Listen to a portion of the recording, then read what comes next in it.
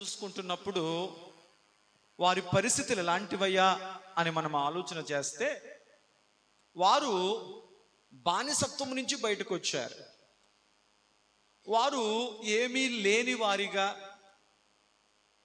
వారు తమ జీవితంలో అక్కడి నుంచి బయటకు వచ్చారు. అలాంటి స్థితిలో ఉన్నటువంటి ఇశ్రాయేలులకు దేవుడు గొప్ప విడుదలను వారికి అనుగ్రహించిన తరువాత దేవుడు వారికి ఇస్తున్న ఒక అద్భుతమైనటువంటి ఆశీర్వాదపు వాగ్దానం ఏంటంటే, నా ప్రజలైన ఇశ్రాయేలు వారిలారా, నేను చెప్పిన మాటల ప్రకారము మీరు మీ జీవితాలను మీరు నడిపించుకున్నట్లయితే, మీరు నా మాటల ప్రకారము జీవించగలిగినట్లయితే, ఇదిగో మీ దేవుడైన నేను మీకు ఒక మాట ఇస్తున్నాను. ఏంటి ఆ మాట అంటే, నిన్ను తలగా నియమిస్తాను కానీ తోకగా నియమించను, నిన్ను పైవాడువుగా ఉంచుతాను కానీ నిన్నేమాత్రము కూడా కిందగా ఉంచను. దేవునికి స్తోత్రం.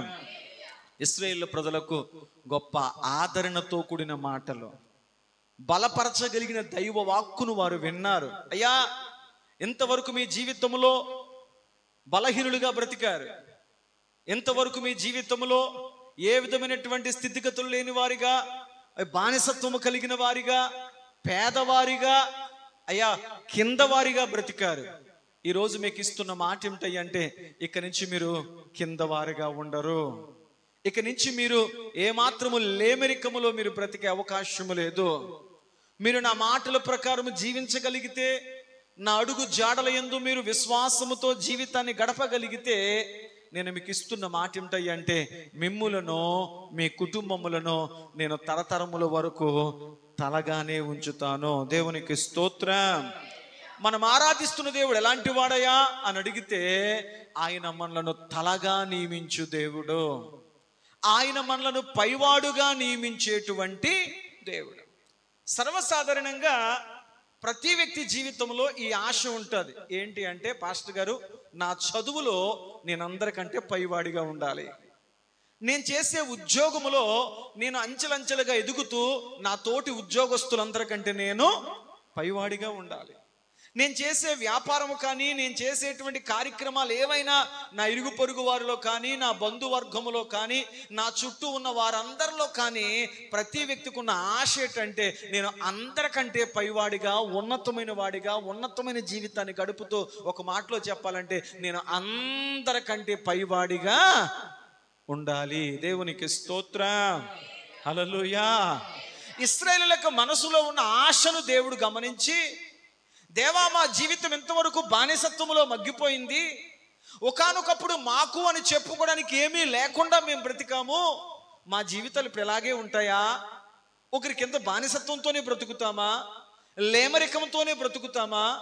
ఎదుటి వాడి దగ్గర చేచాపే బ్రతికే మాకు ఎల్లకెలా ఉంటుందా అని వారి మనసులో కలిగినటువంటి ఆ కలవరాలను దేవుడు చూసి వారికి ఒక అద్భుతమైన మాటనిస్తున్నాడు. మీరెన్నటికీ ఇక కింద వారిగా ఉండరు, నేను మిమ్మల్ని తలగా నియమిస్తాను. దేవునికి స్తోత్రం. హల్లెలూయా. ఒక దేవుని బిడ్డ, ఒక దేవుని కలిగిన కుటుంబము దేవుని చేత తలగా నియమించబడాలి, దేవుని చేత పైవారిగా, ఉన్నతమైన వారిగా వారు వారు పైవారిగా, ఉన్నతమైన వారిగా దేవుడి చేత హెచ్చింపబడాలి అంటే అందుకు గల 7 విషయాలు దేవుడు చెప్పాడు. దేవునికి స్తోత్రం చెప్పండి. దేవుడు ఒక కుటుంబాన్ని కానీ, ఒక వ్యక్తిని కానీ దేవుడు తలగా మార్చాలి, పైవారిగా మార్చాలి అంటే, దేవుడు ఆ వ్యక్తి జీవితంలో హెచ్చించడానికి, పైవాడిగా మార్చడానికి, తలగా చేయడానికి దేవుడు 7 కార్యాలు మన జీవితాల్లో చెయ్యాలని ఆశపడుతున్నాడు. ఆ 7 కార్యాలు ఎక్కడున్నాయి అని మనం ఆలోచన చేస్తే, మనం చదువుకున్న ద్వితీయోపదేశ కాండములోనే 28వ అధ్యాయము దగ్గరగా 1 నుంచి 14 వచనాలు. ఈ 1 నుంచి 14 వచనం మొత్తం, ఈ 14 వచనాలు మనం చక్కగా జాగ్రత్తగా చదవగలిగితే, దేవుడు ఒక కుటుంబాన్ని కానీ, ఒక వ్యక్తిని కానీ తలగా నియమించడానికి దేవుడు చేయాలనుకున్న 7 కార్యాలు ఈ 14 వచనాల్లో దేవుడు చెప్పారు. ప్రభు చిత్తమైతే, సమయానుకూలమైతే ఆ 7 విషయాలను మనం ధ్యానించే ప్రయత్నం చేయడానికి పరిశుద్ధాత్మ దేవుడు మనకు సహాయము దయచేయునుగాక. ఆమేన్.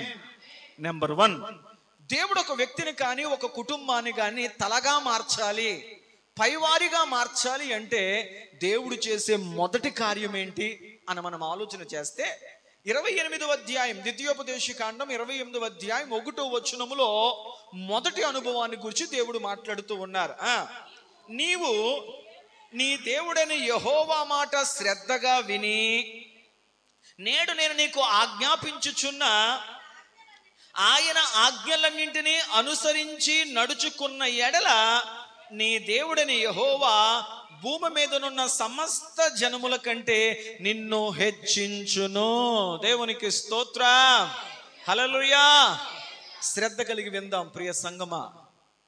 దేవుని చేత ఒక వ్యక్తి తలగా మార్చబడాలి, దేవుని చేత ఒక కుటుంబము హెచ్చింపబడాలి అంటే, ఒక కుటుంబము హెచ్చులోనికి రావాలి, ఒక కుటుంబము తలగా మార్చబడాలి అంటే దేవుడు ఆ కుటుంబంలో 7 కార్యాలు చేయాలి అని ఆశపడుతూ ఉన్నాడు. ఆ 7 కార్యాల్లో మొదటి కార్యం ఏంటి అని మనం ఆలోచన చేస్తే వాక్యం సెలవిస్తుంది, ఆయన నిన్ను హెచ్చించును. దేవునికి స్తోత్రం. నువ్వు తలమానికమైన వ్యక్తిగా నువ్వు నియమించబడాలి, పైవాడిగా నువ్వు ఉండాలి అంటే దేవుడు నీ జీవితంలో కానీ నీ కుటుంబంలో కానీ చేయాలనుకున్నటువంటి మొదటి కార్యము ఆయన నిన్ను హెచ్చించు దేవుడై ఉన్నాడు. దేవునికి స్తోత్రం. దేవా నన్ను ఎప్పుడు హెచ్చిస్తావు, దేవా నా కుటుంబాన్ని ఎప్పుడు హెచ్చిస్తావు అని అడిగితే ఆ మొదటి వచనంలో చెప్పారు, నీవు నీ దేవుడైన యెహోవా మాట శ్రద్ధగా విని నేడు నేను నీకు ఆజ్ఞాపించుచున్న ఆయన ఆజ్ఞలన్నింటినీ అనుసరించి నడుచుకున్న ఎడల దేవుడు నీ చుట్టూ ఉన్న జనములందరికంటే నిన్ను హెచ్చిస్తాడు, నిన్ను తలమానికంగా ప్రభు మారుస్తాడు. దేవునికి స్తోత్రం. నువ్వు పైవాడిగా ఉండాలి అంటే దేవుడు నీ జీవితంలో చెయ్యాలి అనుకునేటువంటి మొదటి కార్యం ఏంటంటే ఆయన నిన్ను హెచ్చించువాడిగా, హెచ్చించు దేవుడిగా ఉండునుగాక. హల్లెలూయా. మొదటి మాట ఏంటి? హెచ్చింపబడుట. పాస్టర్ గారు, దేవుడు ఒక వ్యక్తిని పైవాడిగా, తలమానికంగా ఉంచాలి అంటే ఆ వ్యక్తి జీవితంలో దేవుడు చేసే మొదటి మాట ఏది అని వాక్యం చెప్తుందంటే దేవుడు వారిని హెచ్చిస్తాడు. ఒక వ్యక్తిని ఎవరు హెచ్చించాలి? ఈనాడు చాలా మంది తమ గొప్పలు వాళ్ళు చెప్పుకుంటారు. మేము అలాంటి వాళ్ళం, ఇలాంటి వాళ్ళం, మా బలం ఎంత, మా శక్తి ఎంత, మా సంపాదన ఎంత, మేమంతటి వాళ్ళం, ఎంతవాట మనం అని చెప్పి మనిషి తనను తాను హెచ్చించుకునే ప్రయత్నం చేస్తాడు. కేవలం వారు తమను గూర్చి తమ మాటల్లోనే హెచ్చించుకోగలుగుతారు, తమ గొప్పలు చెప్పుకుంటారు. కానీ ఒక వ్యక్తిని హెచ్చించగలవాడు ఎవరు అని అడిగితే వాక్యము మనకు చెబుతున్న మాట చూడండి. కీర్తనల గ్రంథం 75వ అధ్యాయం, కీర్తనల గ్రంథం 75వ అధ్యాయం 7వ వచనాన్ని మనం చదవగలిగితే ఒక కుటుంబాన్ని కానీ ఒక వ్యక్తిని కానీ ఎవరు హెచ్చిస్తారో వాక్యం చెప్తుంది. దేవుడే తీర్పు తీర్చువాడు, ఆయన ఒకరిని తగ్గించును, ఒకరిని హెచ్చించును. దేవునికి స్తోత్రం చెప్పండి. దేవుడు మాత్రమే ఒక కుటుంబాన్ని హెచ్చించగలిగిన వాడు, దేవుడు మాత్రమే ఒక వ్యక్తి జీవితాన్ని హెచ్చించగలిగిన వాడు. దేవునికి స్తోత్రం చెప్పండి. ఒక కుటుంబము తలమానికంగా మార్చబడాలి అంటే, ఒక కుటుంబము పైవారిగా జీవించాలి, ఉన్నతమైన అభివృద్ధిలోకి వెళ్ళాలి అంటే నెంబర్ 1 మొదటి మాట ఏమిటాయి అంటే దేవుడు వారిని హెచ్చించేవాడిగా ఉండాలి. దేవునికి స్తోత్రం. ఒక మనిషి తనకు తానుగా ఏమాత్రం హెచ్చింపబడలేడు, కానీ ఆయన తీర్పు తీర్చు దేవుడు కనుక ఒకరిని తగ్గించువాడు, ఒకరిని హెచ్చించువాడు ఆయనే. నీవు పైవాడిగా ఉండాలంటే దేవుడు నీ జీవితంలో చేసే మొదటి పని దేవుడు నిన్ను హెచ్చించాలి అని కోరుకుంటాడు. దేవుడు మాత్రమే నిన్ను హెచ్చించగలడు. దేవునికి స్తోత్రం చెప్పండి. హల్లెలూయా. ఇక్కడ ఒక ప్రశ్న వినాలి పాస్టర్ గారండి. దేవుడు మాత్రమే హెచ్చిస్తాడు అని వాక్యములు రాయబడింది కదా, మరి దేవుడు ఎవరిని పడితే వాళ్ళని హెచ్చించేస్తాడా? లేదు లేదు లేదు, పొరపాటు. దేవుడు ఎవరిని పడితే వాళ్ళని హెచ్చించేవాడు కాదు. దేవుడే పైకి హెచ్చించాలి, దేవుడు మాత్రమే తలమానికంగా చేయాలి, దేవుడు మాత్రమే పైవారిగా చేయగలవాడు. అలా చేయడానికి దేవుడు మాత్రమే హెచ్చిస్తాడు. మరి దేవుడు ఎవరిని హెచ్చిస్తాడు అని అడిగితే వాక్యం సెలవిస్తున్న మాట అదే కీర్తనల గ్రంథం 75వ అధ్యాయం 10వ వచనములో దేవుడు ఎవరిని మాత్రమే హెచ్చిస్తాడంట? భక్తిహీనులను. అమ్మా, భక్తిహీనుల కొమ్ములన్నింటినీ నేను విరగగొట్టేదను, నీతి మంతుల కొమ్ములను నేను హెచ్చిస్తాను. దేవునికి స్తోత్రం చెప్పండి. మీకు అర్థమైంది. దేవుడు ఒక వ్యక్తిని పైవాడిగా ఉంచాలి అంటే ఆ వ్యక్తి జీవితంలో దేవుడు 7 కార్యాలు చేయడానికి ఇష్టపడుతున్నాడు. ఆ 7 కార్యాల్లో మొదటి కార్యం ఏంటంటే దేవుడు వారిని హెచ్చిస్తాను అంటున్నాడు. ఒక వ్యక్తి ఎప్పుడు హెచ్చింపబడతాడు అని అడిగితే ఆ వ్యక్తిని మొదట హెచ్చించేవాడు దేవుడు. దేవుడు ఎవరిని పడితే వాళ్ళని హెచ్చిస్తాడా అంటే లేదులయ్యా, భక్తిహీనులను దేవుడు ఏమాత్రం హెచ్చింపబడడు. ఎవరైతే దేవుని సన్నిధిలో దైవికమైన భయభక్తులు కలిగి ఒక చక్కని ఆధ్యాత్మిక జీవితాన్ని అలవరుచుకుని, ఇదిగో నేను మనుషుల కొరకు భక్తి చేయడం లేదు, నేను మనుషుల గుర్తింపు కొరకు భక్తి చేయడం లేదు, నా భక్తి దేవునికి కనపరచబడాలి అని వివేకము కలిగి ఎవరైతే దైవ భక్తిని చేస్తారో అలాంటి నీతిగా బ్రతికే నీతి మంతులను మాత్రమే వారి కొమ్మును, వారి తలను ఆయన హెచ్చించు దేవుడై ఉన్నాడు. దేవునికి స్తోత్రం, హల్లెలూయా. దేవుడు మాత్రమే హెచ్చించగలడు. ఎవరిని హెచ్చిస్తాడంటే ఆయన నీతిమంతులను హెచ్చిస్తాడు. పాస్టర్ గారు, కేవలం దేవుడు నీతిమంతులను మాత్రమే హెచ్చిస్తాడా, ఇంకా ఎవరినన్నా హెచ్చిస్తాడా?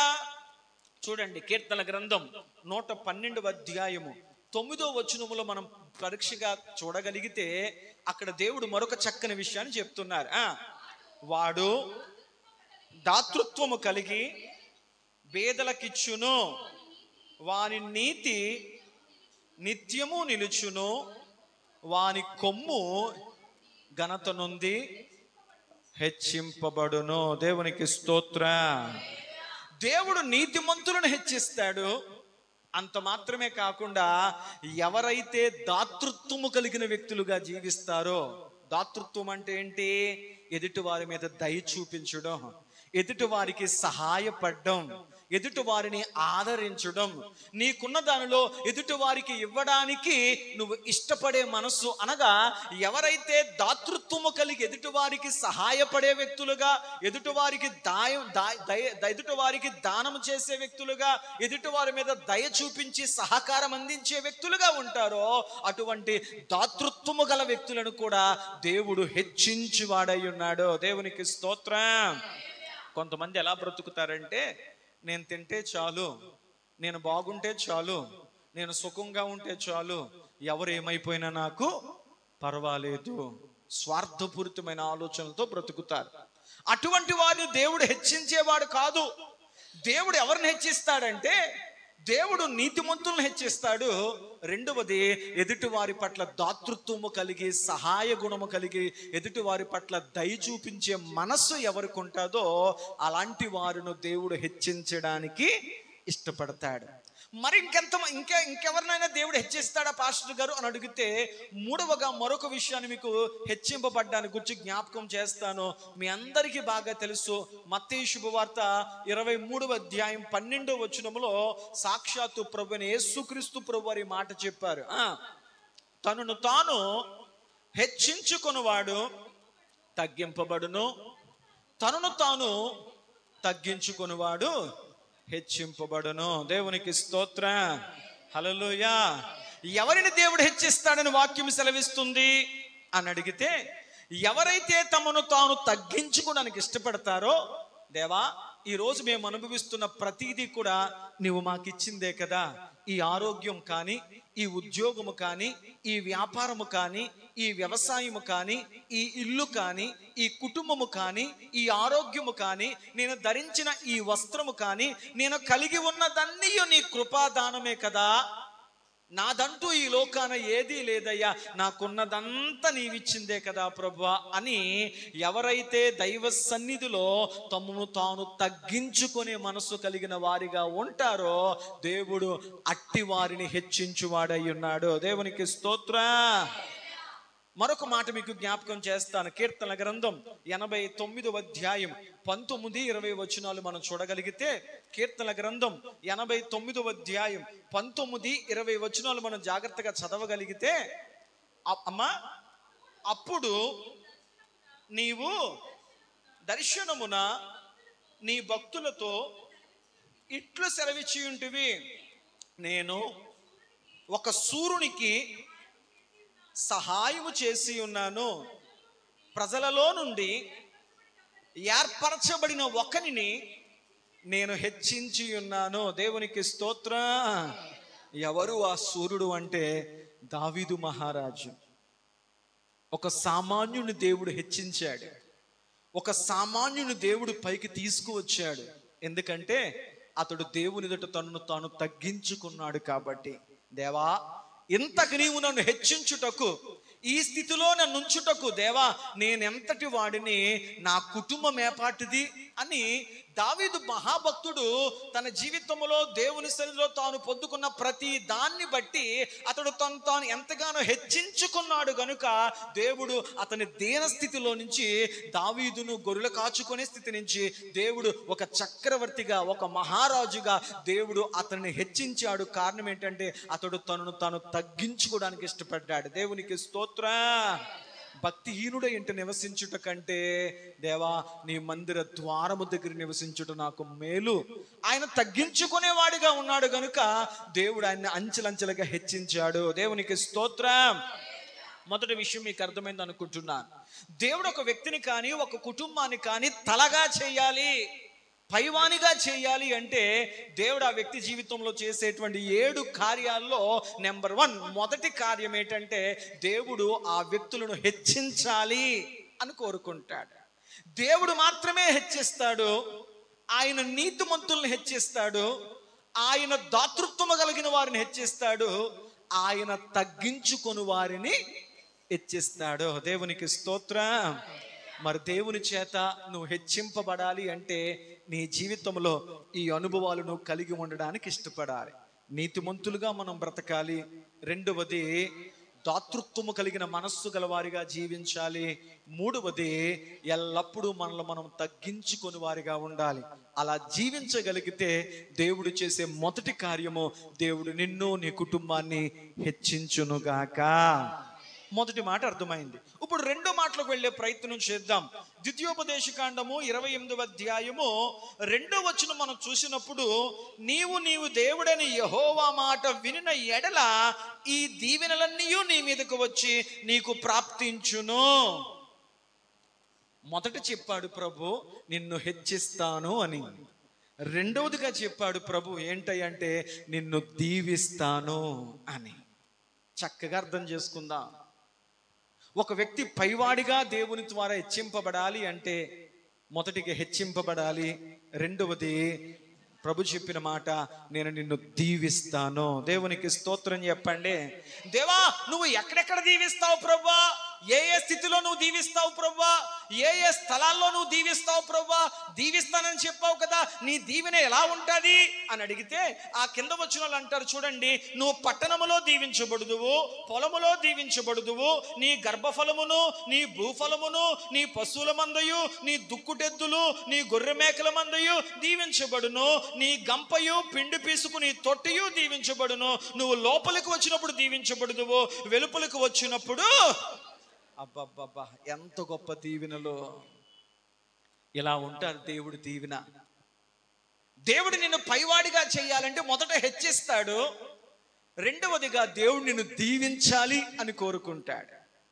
దేవుడు ఏ ఏ విషయాలు దీవిస్తాడంటే మనం చదువుకున్నాము కదా, పట్టణములో, పొలములో, గర్భఫలములో, భూఫలములో, పశువుల మందల్లో, గంపల్లో, తొట్టెలో, లోపలికి వచ్చినప్పుడు, బయటకు వచ్చినప్పుడు అన్ని రీతులుగా దేవుడు నిన్ను దీవించునుగాక. బాగుంది. దేవుడు దీవిస్తాను అంటున్నాడు. మరలా ప్రశ్న ఏంటంటే, పాస్టర్ గారు దేవుడు ఎవరిని దీవిస్తాడు? ఇందాక మనం అడిగాం, ఎవరిని హెచ్చిస్తావు ప్రభు అంటే, నీతిమంతులను హెచ్చిస్తాను, దాతృత్వము కలిగిన వారిని హెచ్చిస్తాను, తగ్గించుకుని వారిని హెచ్చిస్తాను. ఇప్పుడు నువ్వు నువ్వు ఎవరిని దీవిస్తావు ప్రభా అని అడిగితే వాక్యం సెలవిస్తుంది చూడండి. సామెతల గ్రంథం 28వ అధ్యాయము 20వ వచనం ప్రకారము ఆయన ఎవరిని దీవించడానికి ఇష్టపడుతున్నాడో వాక్యం చెప్తుంది. నమ్మకమైన వానికి దీవెనలు మెండుగా కలుగును. దేవునికి స్తోత్రం. దేవుడు ఎవరిని దీవిస్తాడంట? దేవుడు ఎవరిని పడితే వాళ్ళని దీవించాడు. ఎవరైతే దేవునికి నమ్మకంగా ఉంటారో ఆ నమ్మకమైన వారికి దేవుడు దీవెనలు మెండుగా అనుగ్రహించునుగాక. నీవు నీ కుటుంబానికి నమ్మకంగా ఉండాలి, భార్య భర్తకు నమ్మకంగా ఉండాలి, భర్త భార్యకు నమ్మకంగా ఉండాలి, పిల్లలు తల్లిదండ్రులకు నమ్మకంగా ఉండాలి, సంఘము దైవజనుడికి, సంఘము దైవజనుడు దేవునికి నమ్మకంగా ఉండాలి. ఎక్కడైతే నమ్మకత్వము అనేది ఉంటుందో నమ్మకమైన వానికి దేవుడు ముమ్మాటికి ఏ మేలు చేయక మానడు. నమ్మకమైన వాడికి మేలులు మెండుగా కలుగుతాయి. మెండైన దీవెనలు, సమృద్ధివంతమైన దీవెనలు దేవుడు నమ్మకమైన ప్రతి వానికి ఇవ్వాలని ఆశపడుతున్నాడు. దేవా నువ్వు ఎవరిని దీవిస్తావు అని అడిగితే వాక్యం అంటుంది, ఎవరైతే దేవుని సన్నిధిలో నమ్మకమైన వారిగా ఉంటారో దేవుడు వారిని దీవించు దేవుడై ఉన్నాడు. దేవునికి స్తోత్రం. పాస్టర్ గారు నమ్మకంగా ఉంటే దేవుడు దీవిస్తానని చెప్తున్నాడు కదా, అసలు నమ్మకంగా ఉంటే నాకు ఉపయోగం ఏంటి? దేవుడికి ఈ లోకంలో ఎంతమంది నమ్మకంగా ఉంటున్నారు? అసలు దేవునికి నమ్మకంగా ఉంటే నాకు ఉపయోగం ఏంటి? చూద్దాం. ఇర్మియా గ్రంథము 5వ అధ్యాయం వాక్యమును చక్కగా అర్థం చేసుకుంటూ పాయింట్ వైజ్ గా అర్థం చేసుకుంటూ ముందుకు వెళదాం. ఇర్మియా గ్రంథము 5వ అధ్యాయము 1వ వచనములో మనం గమనించగలిగితే దేవునికి నమ్మకంగా ఉంటే మనకు కలిగే మేలేంటో చూద్దాం. యెరూషలేము వీధులలో అటు ఇటు పరిగెత్తుట చూచి తెలుసుకొనుడి, దాని రాజ్య వీధిలో విచారణ చేయుడి, న్యాయము జరిగించుచు అమ్మా నమ్మకముగా నుండా యత్నించుచున్న ఒకడు మీకు కనబడిన ఎడల నేను యెరూషలేమును క్షమిస్తాను. దేవునికి స్తోత్రం. ఇర్మియా ప్రవక్తతో దేవుడు మాట్లాడుతున్నాడు. ఓ ఇర్మియా ప్రవక్త, నమ్మకంగా ఉంటే ఉపయోగం ఏంటండి? నమ్మకంగా ఉంటే నాకు కలిగే ప్రయోజనం ఏంటంటున్నావు కదా. ఇదిగో యెరూషలేము వీధుల్లోకి వెళ్ళి ఆ పక్కను ఈ పక్కను తిరుగుతూ విచారణ చేయి. యెరూషలేము వీధుల్లో ఎవరైనాను కానీ దేవునికి నమ్మకంగా బ్రతకాలి, దేవుని సన్నిధిలో ఇదిగో నమ్మకంగా జీవించాలి అని ఆశతో బ్రతుకుతున్న వ్యక్తి ఒక్కడైనా నీకు కనపడితే నేను వానిని మాత్రమే కాదు యెరూషలేము మొత్తమును క్షమిస్తాను అన్నాడు. దేవునికి స్తోత్రం. మనం అర్థం చేసుకుందాం, దీవెనలు ఎవరికి ప్రాప్తించబడతాయి అంటే వాక్యం అంటుంది నమ్మకమైన వాడికే దేవుడు దీవెనలు ఇస్తాడు. నువ్వు దేవుని పరిచర్యలో నమ్మకంగా ఉంటున్నావా? దేవుడు నీకు ఇచ్చిన రక్షణలో నువ్వు నమ్మకంగా ఉంటున్నావా? దేవుడు నీకు ఏదైతే నమ్మి నీకు అనుగ్రహించాడో ఆ ప్రతి ఈవిలో నువ్వు దేవునికి నమ్మకంగా ఉంటున్నావా? నువ్వు నమ్మకంగా ఉంటే దేవుడు నిన్ను దీవిస్తాడు. నువ్వు నమ్మకంగా ఉంటే దేవుడు నిన్ను ప్రతి విషయంలో క్షమిస్తాకి ఇష్టపడుతున్నాడు. దేవునికి స్తోత్రం. నమ్మకంగా ఉంటే దేవుడు నన్ను దీవించడమే మాత్రమే కాదు, నమ్మకంగా ఉంటే దేవుడు నన్ను ఏం చేస్తాడంట? దేవుడు నన్ను క్షమిస్తాడు. దేవునికి స్తోత్రం. చూడండి, కీర్తనల గ్రంథం 101వ అధ్యాయం 6వ వచనం. కీర్తనల గ్రంథం 101వ అధ్యాయం 6వ వచనం మనం చూడగలిగితే, అమ్మా నా యొద్ద నివసించున్నట్లు దేశములో నమ్మకస్తులైన వారిని నేను, దేవునికి స్తోత్రం చెప్పండి. ఎవరిని దేవుడు కనిపెడుతున్నాడంట? ఆయన ఎవరిని వెతుకుతున్నాడంట? ఆయన ఎవరి కొరకు ఎదురు చూస్తున్నాడని వాక్యము చెప్తుందంటే, నా ఎదుట దేశములో నమ్మకస్తులైన వారు ఎవరైనా ఉన్నారా? ఇదిగో దేవునికి నమ్మకంగా బ్రతకాలి, దేవుని సన్నిధికి నమ్మకంగా బ్రతకాలి, దేవుని వాక్యమునకు నమ్మకంగా బ్రతకాలి అని ఎవరైనా దేశములో నమ్మకస్తులుగా బ్రతికేవారు ఎవరైనా ఉన్నారా అని దేవుడు దేశములో నమ్మకస్తులైన వారి కొరకు ఆయన కనిపెడుతున్నాడు. దేవునికి స్తోత్రం చెప్పండి. దేవునికి ఎవరు కావాలంటే దీవించడానికి? దేవునికి నమ్మకస్తులు కావాలి.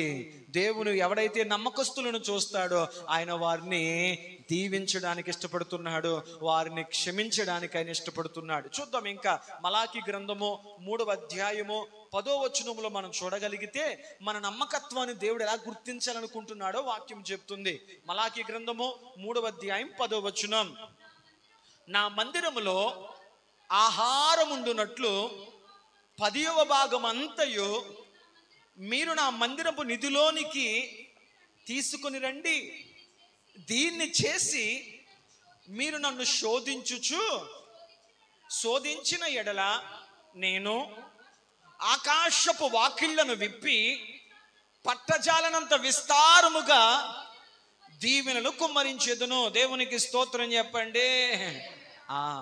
దేవుడు ఎవరి కొరకు ఆకాశ వాకులను విప్పిడి విస్తారమైనటువంటి దీవెనలు కుమ్మరిస్తాడంటే ఆయనకు యథార్థముగా దేవునికి చెందాల్సిన భాగములో నువ్వు నమ్మకంగా ఉంటే, దేవునికి ఏదైతే ఇవ్వాలో, దేవుని విషయంలో ఏ విషయంలో అయితే నువ్వు నమ్మకంగా దేవునికి ఇవ్వాల్సిన 10వ భాగము 10వ భాగం ఏదైతే ఉందో ఆ భాగమును దేవునికి యథార్థంగా నువ్వు ఇవ్వగలిగితే దేవుడు అట్టి నమ్మకమైన వారిని, అట్టి యథార్థవంతులను, దేవునికి నమ్మకముగా ఆయన భాగాన్ని ఇచ్చు వారిని ఆయన ఏం చేస్తాడే అంటే ఆయన దీవించు దేవుడై ఉన్నాడు. దేవునికి స్తోత్రం. ఒక వ్యక్తిని దేవుడు పైవానిగా చెయ్యాలంటే నెంబర్ 1 దేవుడు హెచ్చిస్తాడు. దేవుడు ఎవరెవరిని హెచ్చిస్తాడో, దేవుడు నీతిమంతులను హెచ్చిస్తాడు, దాతృత్వము గల వారిని హెచ్చిస్తాడు, తగ్గించుకుని వారిని హెచ్చిస్తాడు. రెండవది దేవుడు దీవిస్తాడు. దేవుడు ఎవరిని దీవిస్తాడు? దేవుడు నమ్మకస్తులను దీవిస్తాడు, నమ్మకస్తులను దేవుడు క్షమిస్తాడు. అంత మాత్రమే కాకుండా ఎవరైతే నమ్మకస్తులుగా ఉంటారో ఆయన వారిని తన దగ్గర చేర్చుకోవడానికి ఆయన వారిని వెతుకుతూ ఉన్నాడు. అంత మాత్రమే కాకుండా ఎవరైతే దేవునికి ఇవ్వాల్సిన 10వ భాగము 10వ భాగాన్ని యథార్థముగా దేవునికి ఇస్తారో, దేవుని మందిరములో ఆహారం ఉండునట్లు ఎవరైతే దైవ సన్నిధిలో యథార్థమైన అర్పణలు దేవునికి అందిస్తారో దేవుడు వారిని సమృద్ధిగా దీవించడానికి ఆయన ఇష్టపడుతున్నాడు. దేవునికి స్తోత్రం. ఆహారము అనగా మనం తినే ఆహారములో మనం మొదటి గుప్పిలి దేవుని మందిరానికి తీసుకురావాలి.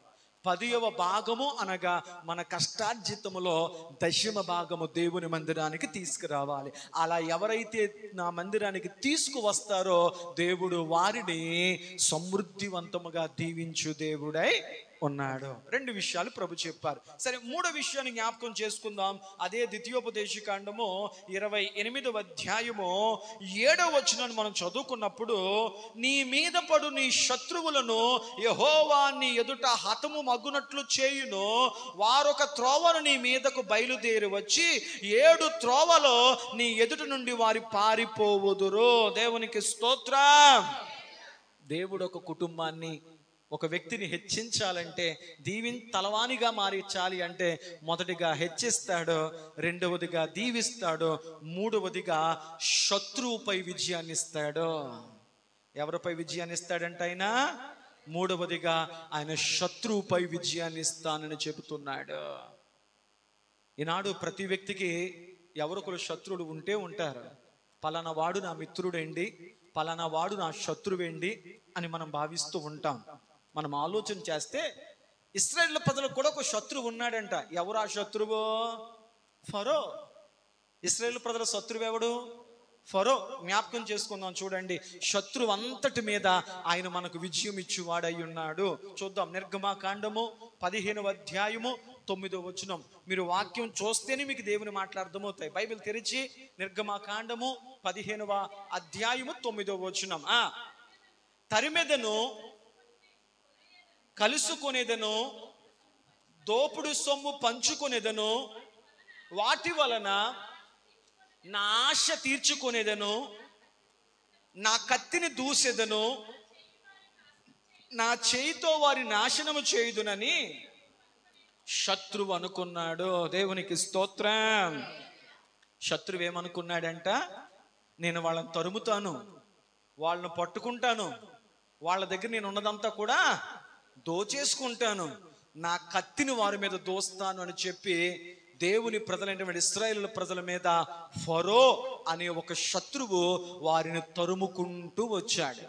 ఇశ్రాయేలు ప్రజలకు అర్థం కాలేదు, ప్రభువా ఇదిగో మా శత్రువుగా ఉన్నటువంటి, మాకు విరోధిగా ఉన్నటువంటి, మొన్నటి వరకు మమ్మల్ని బంధించి ఇదిగో నీ దాసుడి ద్వారా మమ్మల్ని విడిపించావు కదా, మేము స్వేచ్ఛగా ఇదిగో నీ స్వతంత్రులుగా మేము వెళ్ళిపోతున్నాము, అయినప్పటికీ కూడా మరలా మమ్మల్ని తరమాలని, మరలా మమ్మల్ని పట్టుకోవాలని, మా దగ్గర ఉన్నటువంటి రక్షణ వస్త్రాన్ని దొంగిలించాలని శత్రువైనటువంటి వాడు మమ్మల్ని వెంటాడుతున్నాడు. ఫరో మమ్మల్ని వెంటాడుతున్నాడు ప్రభువా, మా శత్రు మమ్మల్ని పట్టుకుందాం అనుకుంటున్నాడు, మమ్మల్ని దోచుకుందాం అనుకుంటున్నాడు, మమ్మల్ని చీల్చాలి అనుకుంటున్నాడు, తమ ఖడ్గముతో మమ్మలను హతమార్చాలనుకుంటున్నాడు. మా శత్రువు మాకంటే బలవంతుడు ప్రభువా, మా శత్రు మమ్మల్ని వెంటాడుతున్నాడు అంటే ప్రభు అన్నాడు, నీ శత్రువు అంతటి మీద నేను అధికారం ఇస్తాను. ఏంటంటే వాడు నీ యొద్దకు ఒక త్రోవలో వచ్చి నేను వాడిని 7 త్రోవల్లో పారిపోయేలా చేస్తాను. దేవునికి స్తోత్రం. ఏ శత్రువైన ఫరో దేవుని పదైనటువంటి ఐగుప్తి ఇశ్రాయేలులను తరుముతూ వచ్చాడో, వెంటాడుతూ వచ్చాడో, వారి దగ్గర దోచుకుందామని వచ్చాడో, వారిని ఖడ్గముతో హతము చేద్దామని వచ్చాడో, వాళ్ళందరూ చూస్తుండగా దేవుడు శత్రువైనటువంటి ఫరోను అతని సర్వ సైన్యమును ఎర్ర సముద్రములో ముంచి వేసి తన ప్రజలకు శత్రువు మీద దేవుడు విజయాన్ని ఇచ్చాడు. దేవునికి స్తోత్రం. ఐగుప్తి ప్రజలు చూచుచుండగా ఎర్ర సముద్రములో వారి శత్రువులను దేవుడు లయపరిచాడు. నీ శత్రువు అంతటి మీద నీకు నేను విజయాన్ని ఇస్తానని ప్రభు చెప్పాడు. మరి సంగముగా బ్రతుకుతున్న మనము, దేవుని బిడ్డలుగా బ్రతుకుతున్న మనము, మరి మన శత్రువు ఎవరు? మన శత్రువు మన ఇరుగు పొరుగు వారు కాదు. మన శత్రువు మనం అంటే పడని వారు కాదు. మన శత్రువు అంటే మన చుట్టాలు కాదు. మన శత్రువు అంటే మన విరోధులు కాదు. ప్రతి దేవుని బిడ్డకు ఒక శత్రువు ఉన్నాడు. ఆ శత్రువు ఎవరిని వాక్యం చెప్తుంది అంటే చూడండి, 1 పేతురు రాసిన పత్రిక 5వ అధ్యాయము 8వ వచనంలో చూడగలిగితే మనకొక శత్రువు ఉన్నాడు. 1 పేతురు రాసిన పత్రిక 5వ అధ్యాయం 8వ వచనం, నిర్భరమైన బుద్ధి గలవారై మెలకువగా ఉండుడి, మీ విరోధి అయిన అపవాది గర్జించు సింహము వలె ఎవరిని మృంగుదమా అని వెదుకుచూ తిరుగుచున్నాడు. దేవునికి స్తోత్రం. 3వ మాట ఏమిటంటే, దేవుడు ఒక కుటుంబాన్ని తలమానికంగా, దేవుడు ఒక కుటుంబాన్ని పైవానిగా చేయాలి అంటే 3వ మాట ఏమిటంటే, నీ శత్రువు అంతటి మీద దేవుడు నీకు అధికారం ఇచ్చునుగాక, విజయాన్ని ఇచ్చునుగాక. ఉదాహరణ మనం తెలుసుకున్నాం, శత్రువైనటువంటి ఫరో మీద ఇశ్రాయేలులకు దేవుడు విజయాన్ని ఇచ్చాడు. మరి దేవుని రక్తముతో కడగబడిన సార్వత్రిక సంఘానికి, దేవుని బిడ్డలుగా బ్రతుకుతున్న మనందరికీ కూడా ఒకే ఒక శత్రువు ఉన్నాడు. ఆ శత్రువు ఎవరు అంటే అపవాది అయిన సాతాను. దేవుని బిడ్డగా బ్రతికే ప్రతి వాడికి ఈ లోకస్తులు మనకు శత్రువులు కాదు. మనకు ఒకే ఒక శత్రువు ఉన్నాడు. ఏంటయ్యా అంటే సాతానుడు. సాతానుడు మనల్ని తరుముతూ ఉన్నాడు, పట్టుకోవాలనుకుంటున్నాడు. యేసయ్య మనకిచ్చినటువంటి ఆ రక్షణ వస్త్రాన్ని దోచుకుందాం అనుకుంటున్నాడు. కనుక మన శత్రువు అయినటువంటి అపవాది గర్జించు సింహం వలె ఎవరిని మృంగుదుమా అని తిరుగుతున్నాడు. ఎవరు దొరుకుతారా? ఎవరి కుటుంబాల్లో కుటుంబ ప్రార్థనలు లేవా? ఎవరి కుటుంబాల్లో ఐక్యత లేదా? ఏ కుటుంబాల్లో ప్రార్థన లేవు? ఏ కుటుంబాల్లో వాక్య ధ్యానం లేదు? ఏ కుటుంబంలో దేవుని వాక్యం అనే నీరు లేదు? ఆ కుటుంబాలను మృంగుదాము, ఆ కుటుంబాలను పతనం చేద్దాము, ఆ కుటుంబాలను నాశనం చేద్దామని శత్రువైన సాతాను ప్రతి కుటుంబముల చుట్టూ తిరుగుతున్నాడు. ఆ శత్రువు మీద దేవుడు నీకు విజయాన్ని ఇస్తానంటున్నాడు. దేవునికి స్తోత్రం చెప్పండి. హల్లెలూయా. పాస్టర్ గారు, మనము దేవుని బిడ్డలం కదా, మరి శత్రువైన సాతాను మనల్ని ఎలా మృంగాలనుకుంటాడు, మనల్ని ఎలా పాడు చేద్దాం అనుకుంటాడు అంటే, మనం దేవుని బిడ్డలమైనా కానీ మనము ఆధ్యాత్మికమైన మెలకువతో లేకపోతే ఖచ్చితంగా సాతానుకు అవకాశం దొరుకుతుంటుంది. చాలామంది ఆత్మీయ జీవితంలో మొత్తులుగా ఉంటారు. అనేకులు ఆత్మీయ జీవితంలో మెలకువలేని వారిగా ఉంటారు. ఏదో భక్తి చేస్తున్నాములే, ఏదో మందిరానికి వెళుతున్నాములే అని వారు సరైన అవగాహన లేకుండా ఆధ్యాత్మికమైన మొత్తుతో అనేకులు బ్రతుకుతున్నారు. కనుక అలా అవగాహన లేకుండా నామకార్థంగా ఆధ్యాత్మికమైన మొత్తుతో ఎవరైతే భక్తి చేస్తున్నారో వాళ్ళను మృంగాలని సాతానుడు చూస్తున్నాడు. ఒక దేవుని బిడ్డ సాతాను చేతికి దొరకకుండా ఉండాలంటే ప్రతి క్రైస్తవుడు, ప్రతి దేవుని బిడ్డ ఆధ్యాత్మికమైన మెలకువ కలిగిన వారిగా జీవించుదురుగాక. ఆమేన్ చెప్పండి. అందుకే యేసుప్రభు ఒక చక్కని ఉపమానం చెప్పారు.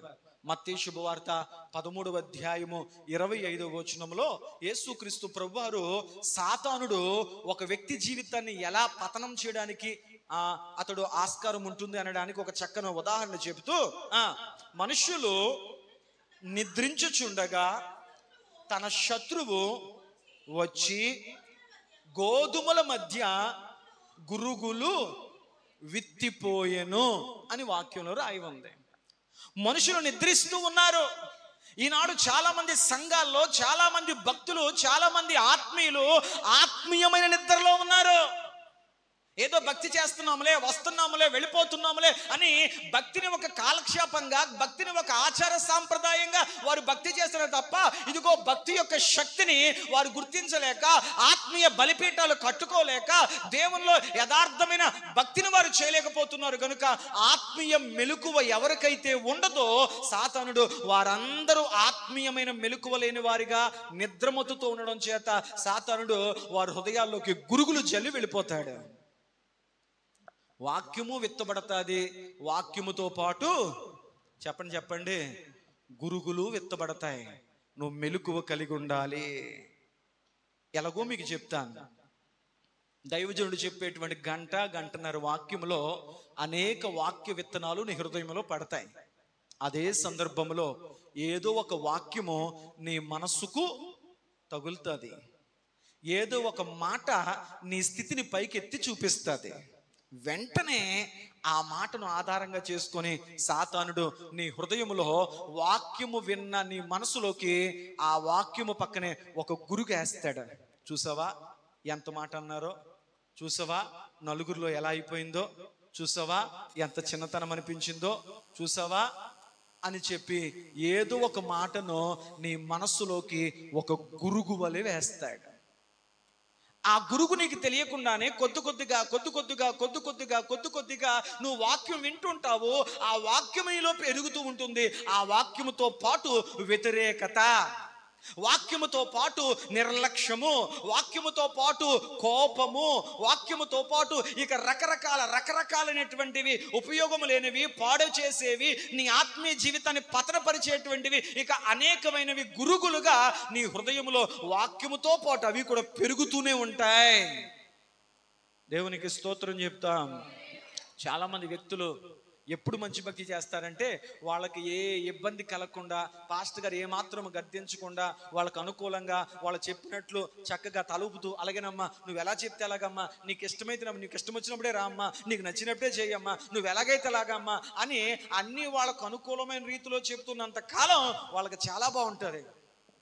కానీ వాక్యమును వాక్యముగా, ఖండితంగా, ఖచ్చితంగా, ముక్కుసూటిగా, తప్పును తప్పుగా వాక్యమును ప్రకటిస్తున్నప్పుడు కొంతమందికి ఆ వాక్యమును సరిగా, వాక్యమును అర్థం చేసుకోలేక, అంగీకరించలేక సాతాను వేసేటువంటి ఆ గురుగులకు, కోపతాపాలకు వారి అవకాశం ఇస్తూ ఉంటారు. తత్ఫలితంగా సాతానుడు మనలను పాడు చేసే అవకాశము. సంగమా, ఆత్మీయ మెలకువతోనూ భక్తి చేయుదువుగాక. పాస్టర్ గారు ఆత్మీయ మెలకువ అంటే ఏంటి మీకు అర్థమయ్యేలా చెప్తాను. యేసుక్రీస్తు ప్రభు వారికి 12 మంది శిష్యులు ఉన్నారు. ఆ 12 మంది శిష్యుల్లో 11 మంది శిష్యులు ఎప్పుడు యేసయ్య ఏం చెబుతారా, ఆయన నోట్లోంచి ఏ మాటలు వస్తాయా, ఆయన కొండ ఎక్కి కూర్చునగా ఆయన శిష్యులు ఆయన యొద్దకొచ్చి కూర్చుని అప్పుడు ఆయన నోరు తెరిచి మాట్లాడాను అంటే, శిష్యులు ఎప్పుడూ కూడా యేసు ప్రభు ఏం మాట్లాడతారో ఆయన నోట్లోంచి పరలోక సంబంధమైనటువంటి ఆత్మీయ పాఠాలు ఏమొస్తాయని చెప్పి 11 మంది శిష్యులు ఎప్పుడు యేసు ప్రభుకి దగ్గరగా ఉండేవారు. కానీ అందులో 12వ వాడైనటువంటి ఇస్కరియోతు యోధా మాత్రం కొంచెం అటు ఇటు ఉండేవాడు. ఎటు ఈనాడు సంఘాల్లో చాలా మంది విశ్వాసులు అటు ఇటు ఉంటారు. భక్తిలో ఉన్నావా? ఉన్నానండి. మరి లోకంలో ఉన్నానండి. దైవ కార్యక్రమాలు ఉన్నావా? ఉన్నానండి. మరి లోకాచారాల్లో ఉన్నానండి. క్రిస్మస్లో ఉన్నావా? అయ్యో ఉన్నానండి. మరి లోక పండగల్లో అయ్యో దాంట్లోనూ ఉన్నానండి. వారు దాంట్లోనూ ఉంటారు. చెప్పరేంటి? ఇస్కరియోతు యోధా వలె వారు రెండింటికి న్యాయం చేస్తారు. నులువెచ్చని స్థితి. యేసు ప్రభు వారు చేస్తున్నటువంటి ఒక అద్భుతమైన పరిచర్యను చూసి యేసుక్రీస్తు ప్రభు తర్వాత ఈ 12 మందే ఈ లోకమంతటికి సువార్తను వెదజల్లేవారు కాబట్టి యేసు ప్రభుని ఏదో ఒక రకముగా ఆ మరణానికి అప్పగించాలి. అది ఎవరి వల్ల అయ్యే పని కాదు.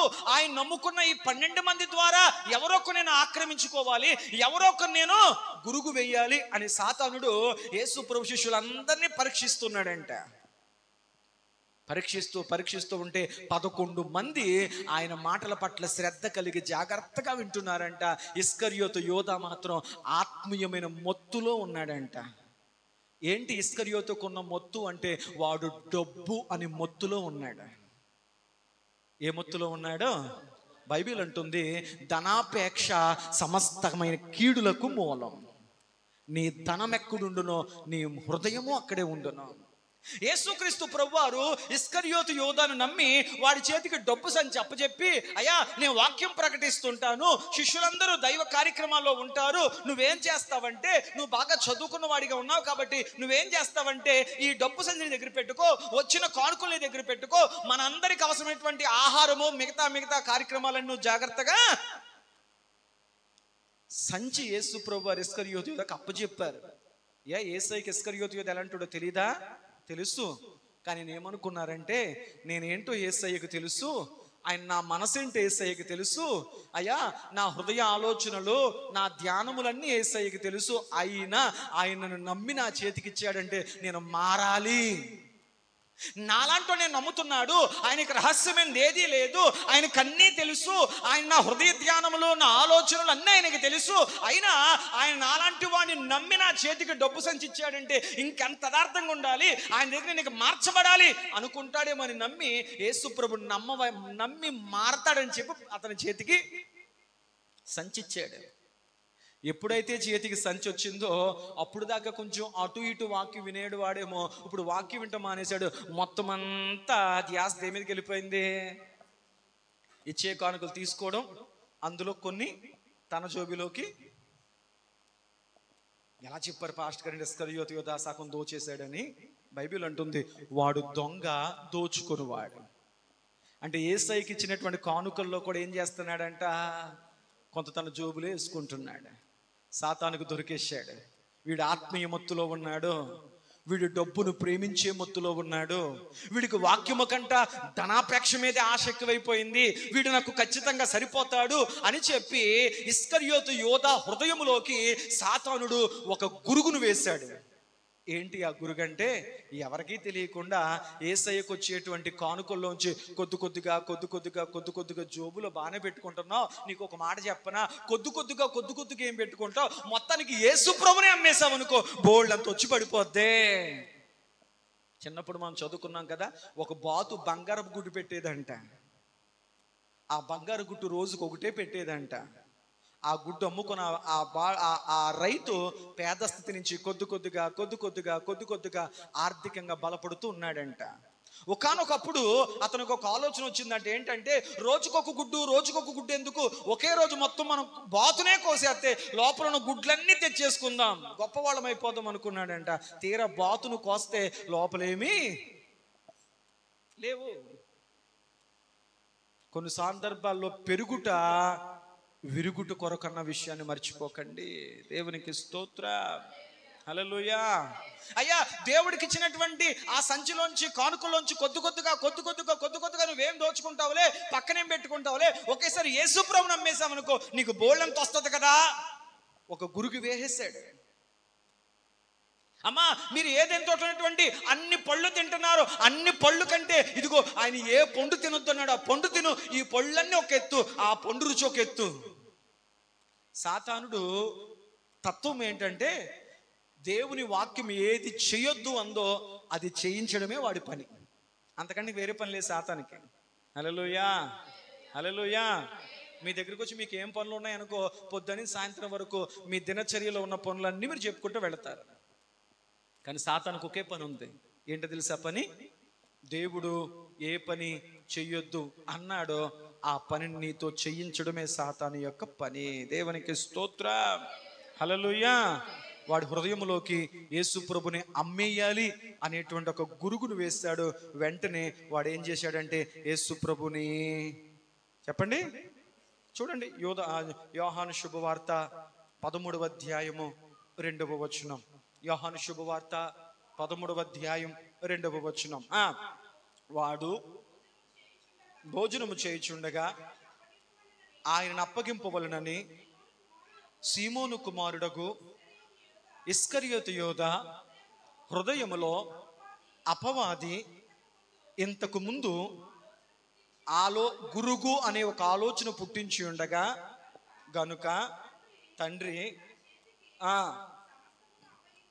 దేవునికి స్తోత్రం చెప్పండి. ఇస్కరియోతు యోదా హృదయంలోకి సాతానుడు ఒక ఆలోచన పుట్టించాడంట. అతనుకున్నటువంటి ధనాపేక్ష అన్న ఆ మొత్తులో ఉన్న అతనిని చూసి సాతానుడు యేసు ప్రభుని అమ్మేయాలి అనే ఒక గురుగును ఇస్కరియోతు యోదా మనసులో వేశాడంట. దేవునికి స్తోత్రం, హల్లెలూయా, హల్లెలూయా. అందువల్ల యేసు ప్రభుని అమ్మేశాడు. ఇస్కరియోతు యోదా సాక్ష్యహీనుడిగా తనను తాను చంపుకున్నాడు. మరి సాతాను మీద మనకు విజయం ఎలా వస్తుంది? 3వ మాట, శత్రు మీద నీకు విజయాన్ని ఇస్తానని ప్రభు చెప్పాడు. ఎలా మనం సాతాను మీద విజయాన్ని సాధించగలుగుతామంటే యాకోబు రాసిన పత్రిక చూడండి.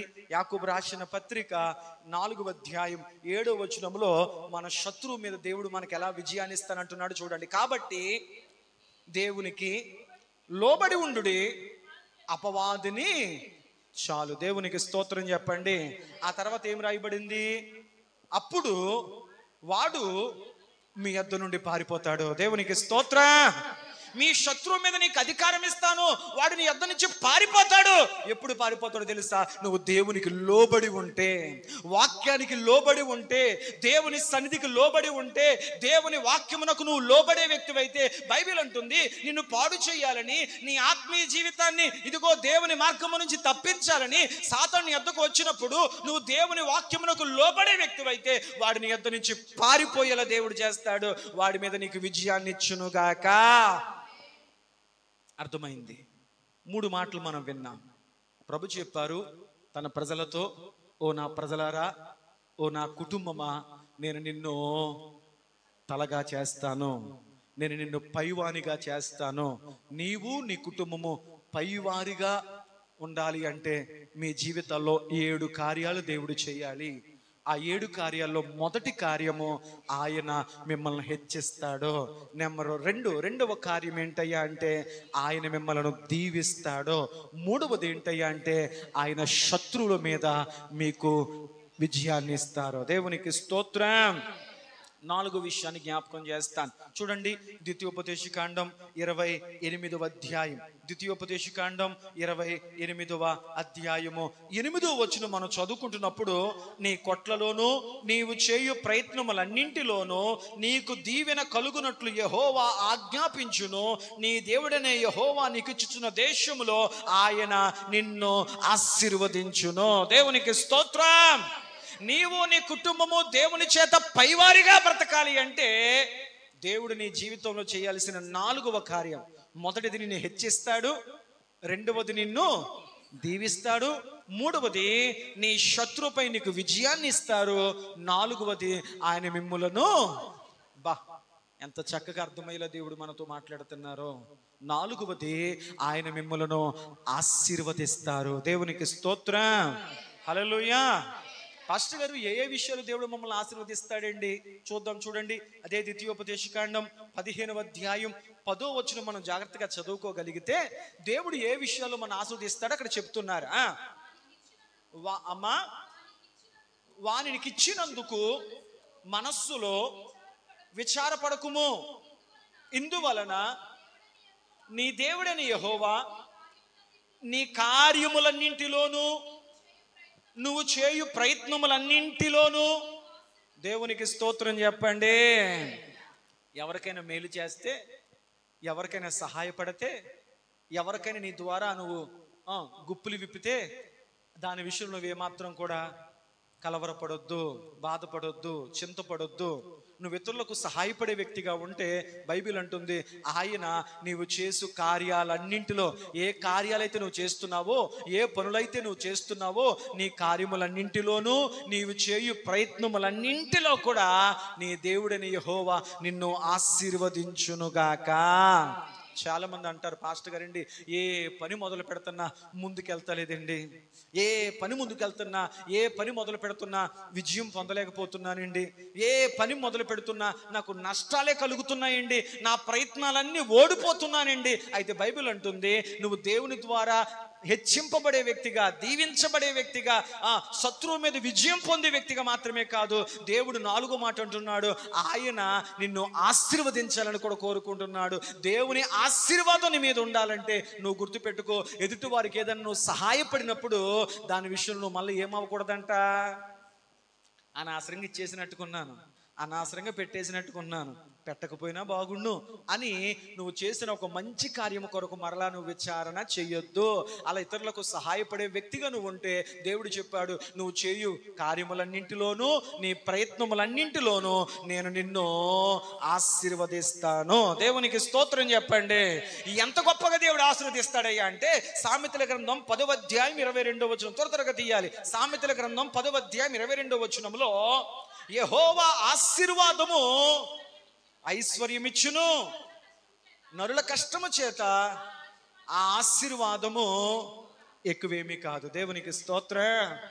కొంతమంది ఆదివారము కూడా దేవుని సమయాన్ని కూడా వాడేసుకొని వాళ్ళు గొప్పోళమైపోదాం అనుకుంటారు. నువ్వెంత కష్టపడినా దేవుడిచ్చే ఆశీర్వాదం ముందు నరుల కష్టం ఏది గొప్పది మాత్రము కూడా కాదు. దేవునికి స్తోత్రం చెప్పండి. వాక్యము సెలవిస్తున్న మాట, యెహోవా ఆశీర్వాదము ఐశ్వర్యాన్ని ఇస్తుంది. దేవుడు ఆశీర్వాదం ఉంటే చాలు, దేవుడు నీకు సకల ఐశ్వర్యములు నీకు అనుగ్రహించునుగాక. ఆమేన్ చెప్పండి. ఎలా వస్తుంది ఐశ్వర్యం అంటే, పై వచనంలో మనం చదువుకున్నాం ఏంటంటే, ఆయన నీవు చేయు ప్రయత్నాలన్నిటినీ దీవిస్తాడు. నువ్వు ఏ పని తలపెట్టినా ఆ పనిలో దేవుడు నీకు విజయాన్ని, అభివృద్ధిని, సర్వ సౌఖ్యాలను దేవుడు అనుగ్రహించి దీవించునుగాక. బాగుంది పాస్టర్ గారు, దేవుడు ఆశీర్వదిస్తాను అని చెప్పాడు. ఎవరిని ఆశీర్వదిస్తాడంట? ఇతరుల పట్ల ఇచ్చువారిని దేవుడు ఆశీర్వదిస్తాడంట. ఎంత గొప్పగా ఆశీర్వదిస్తాడంట అంటే, ఆయన వారికి ఐశ్వర్యమునిస్తాడంట. పాస్టర్ గారు, అసలు ఎవరిని దేవుడు ఆశీర్వదిస్తాడు? చూడండి, వాక్యంలో మనం చూడగలిగితే కీర్తన గ్రంథం 115వ అధ్యాయము 113వ వచనములో అసలు దేవుడు ఎవరిని ఆశీర్వదిస్తానని చెప్తున్నాడో చూద్దాం. పిన్నలనేమి పెద్దలనేమి తన యందు భయభక్తులు గల వారిని అందరినీ యెహోవా ఆశీర్వదించును. దేవునికి స్తోత్రం. ఎవరిని ఆశీర్వదిస్తాడంటే దేవుడు? పిన్నలనేమి పెద్దలనేమి ఆయన యందు భయభక్తులు గల వారిని అందరినీ. ఎవరికైతే దేవుని పట్ల భయము భక్తి ఎవరికైతే దేవుని పట్ల భయము భక్తి ఉంటుందో, దేవుడు పిన్నలు మొదలుకొని పెద్దల వరకు ఆయన యందు భయభక్తులు గల వారందరినీ దేవుడు ఆశీర్వదించునుగాక. భయం అంటే ఏంటి? భక్తి అంటే ఏంటి? ఈరోజు మీ అందరికీ భక్తి ఉంది. భక్తి ఉంది కాబట్టే కదా మందిరానికి వచ్చి చక్కగా కూర్చొని దేవుని మాటలు వింటున్నారు. భక్తి అందరికీ ఉంటుంది, కానీ భక్తికి ముందు ఒకటి ఉండాలి. ఏంటది? భయం. దేవుడు అంటే భయం ఉండాలి. ఎలాంటి భయము? అయ్య బాబోయ్, దేవుడు నన్ను ఏమైనా చేసేస్తాడేమో, నా మీద కదా నా వచ్చేతదేమో. ఇది కాదు. దేవుని పట్ల నీకు ఉండాల్సిన భయం ఏంటంటే ప్రేమతో కూడిన భయం. దేవునికి స్తోత్రం. దేవుని సన్నిధి దూరం చేసుకుంటామేమో, దేవుని ఆరాధించే సమయము, దేవుని స్తుతించే సమయము, దేవుని విలువైన వాక్యమును, ఇదిగో దేవుడు నాకు ఇచ్చినటువంటి విలువైన వాటిని నేను కోల్పోతానేమో అని ఒక దైవికమైన భయం నీలో ఉండాలి. ఉదాహరణ చెప్తాను. యోసేపు అనేటువంటి ఒక యవనస్తుడు ఐగుప్తు దేశానికి బానిసగా అమ్మివేయబడ్డాడు. అతడు పోతీఫరు అనేటువంటి ఒక అధికారి ఇంటిలో పనివాడిగా చేర్చబడ్డాడు. ఆ పోతీఫరు భార్య సౌందర్యవంతుడిగా ఉన్నటువంటి యోసేపును చూసి అతన్ని బలత్కరించే ప్రయత్నం చేసింది. అప్పుడు యోసేపు అంటున్నాడు, ఇట్టి దుష్కార్యము చేసి నా దేవుడికి విరుద్ధంగా నేను ప్రవర్తించలేను అని చెప్పి అతడు దేవునికి భయపడి అక్కడి నుంచి పారిపోయాడు. దేవునికి స్తోత్రం, హల్లెలూయా. ఈ లోకంలో చాలా మంది వ్యక్తులు నువ్వెందుకు తప్పు చేయట్లేదు అంటే కొంతమంది అవకాశం లేదండి, అనుకూలత లేదండి. కానీ యోసేపు లాంటి ఒక యవనస్తుడు తనకు అన్ని రకాల అవకాశములు ఉన్నా అతడు మనుషులను బట్టి కాదు, దేవుని బట్టి భయపడ్డాడు. దేవునికి స్తోత్రం. ఎవరికి భయపడాలి? మనం దేవునికి భయపడాలి. దేవునికి భయపడాలి. దేవుని సన్నిధికి దూరం అయిపోతామేమో, ఆయన నాకు ఇచ్చినటువంటి రక్షణ ఆనందానికి దూరం అయిపోతామేమో అని మనము దేవునికి భయపడే వారిగా ఉంటే దేవుడు మనలను ఉన్నతమైన స్థితిలో దేవుడు దీవించునుగాక. మీరు అనొచ్చు, పాస్టర్ గారండి యోసేపు గారికి వచ్చిన ఆ పాపపు అవకాశాన్ని అతడు ఉపయోగించుకోకుండా అతడు దేవునికి భయపడి దేవుడికి విరుద్ధంగా తప్పు నేను చేయను అని ఆ పాపము నుంచి పారిపోయాడు కదా, మరి దేవుడు ఐశ్వర్యాన్ని ఇచ్చాడా, యోసేపును గొప్పగా దీవించాడా అని అడిగితే వాక్యం సెలవిస్తుంది. ఆదికాండము 41వ అధ్యాయము 41 నుంచి 43 వచనాలు మనం చదువుకోగలిగితే దేవుడు యోసేపును ఆశీర్వదించాడో లేదో వాక్యం చెప్తుంది. అయితే ఫరో చూడుము, ఐగుప్తు దేశమంతటి మీద నేను నియమించి ఉన్నానని. దేవునికి స్తోత్రం.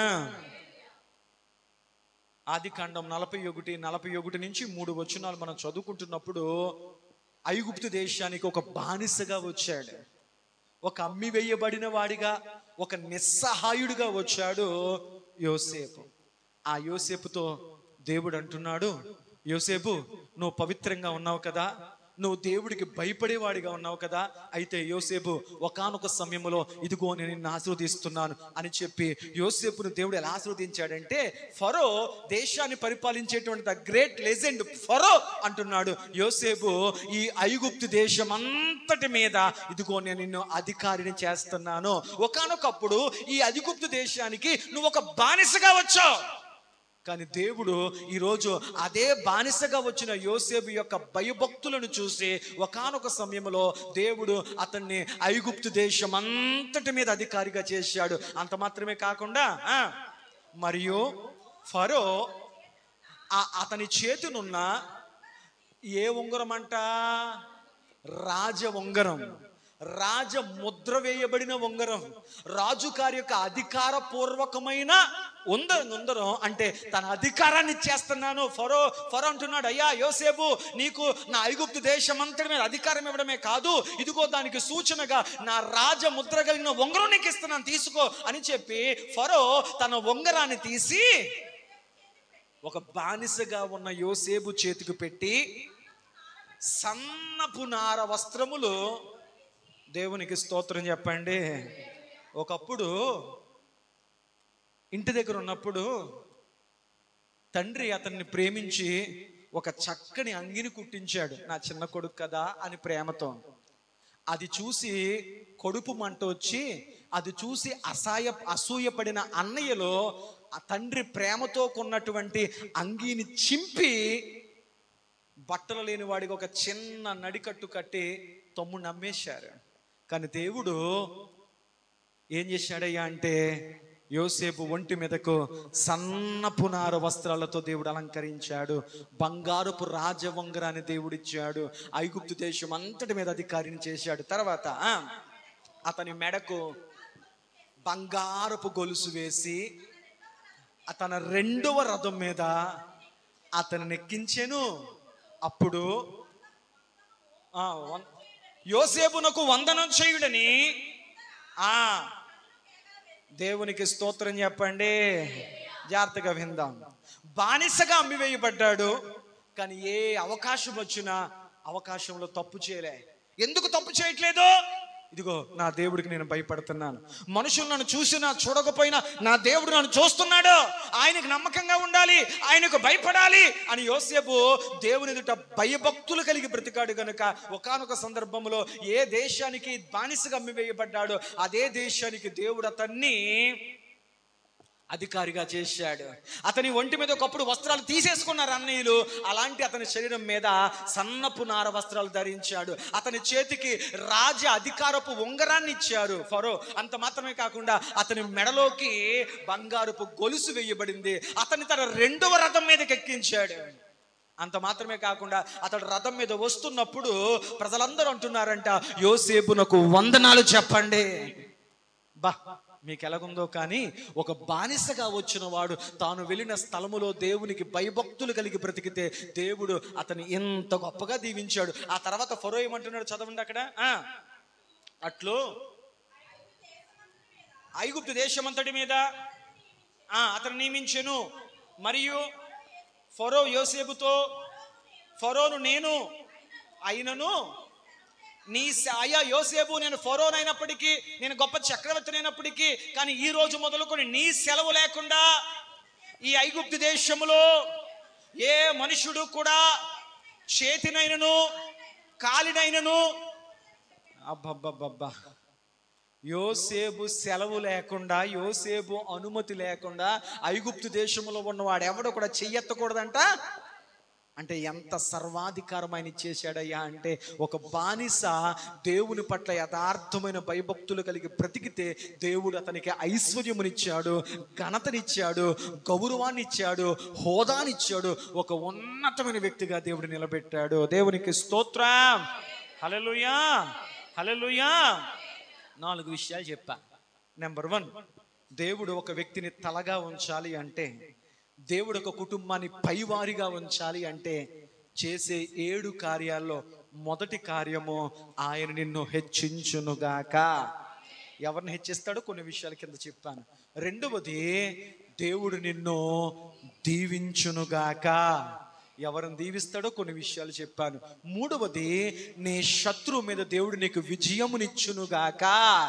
ఎలా శత్రువు మీద మనకు విజయాన్ని ఇస్తాడో కొన్ని మాటలు చెప్పాను. 4వది, ఆయన నిన్ను ఆశీర్వదించునుగాక. ఎవరిని ఆశీర్వదిస్తాడో కొన్ని విషయాలు చెప్పాను. 4 విషయాలు చెప్పాను. మరి ఇంకా ఎన్ని విషయాలు మిగిలాయి? 3 విషయాలు మిగిలాయి. వింటాను అంటే కొనసాగిస్తాను, లేదు అంటే రాబో వారంలో ఆ 3 విషయాలు 2వ భాగములో మిగతా 3 విషయాలతో పరిశుద్ధాత్మ దేవుడు మనతో మాట్లాడునుగాక. చూసుకుంటున్నప్పుడు వారి పరిస్థితులు ఎలాంటివయ్యా అని మనం ఆలోచన చేస్తే,